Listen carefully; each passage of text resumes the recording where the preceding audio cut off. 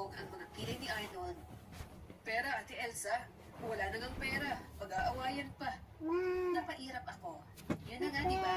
Wala tayong pera, kaya madalas silang mag-aaway. Umupo ako sa tabi niya.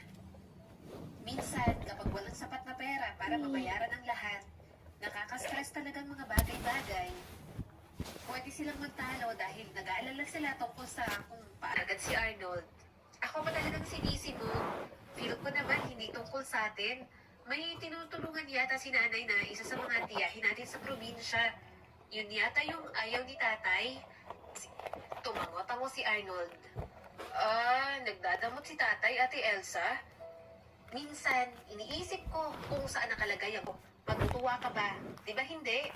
Ganun lang siguro ang nararamdaman ni tatay, lalo pat mga anak niya na tayo.